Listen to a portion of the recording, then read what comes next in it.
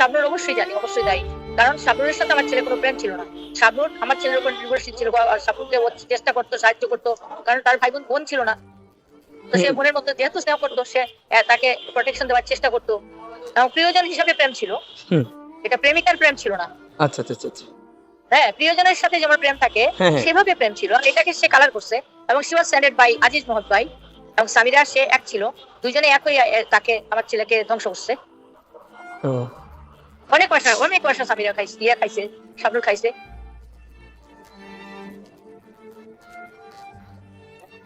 এই যে একটা কথা উঠছে যে সামিরা শাবনূরের প্রেগন্যান্সি করতে গেছে সিঙ্গাপুর, না, ওখানে গেছিল সামিরা আর গাজী মহম্মদ ভাইয়ের একটা ক্যাসেট টিভি। সামিরা বলছে, শাবনূর বলছে ওকে যে ও গেলে ওখানে সিঙ্গাপুর থেকে বের করে দিতে পারবে।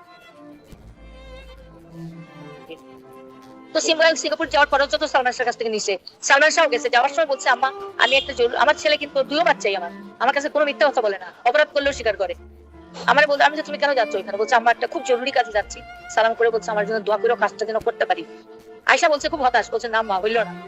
ওইটাই তার বউয়ের গোপন, এইসব লোকেরা যখন কাজ কাম করে এগুলি বাজে কাজ, তখন তারা ভিডিও করে রাখে, ওই ভিডিওটা দিতে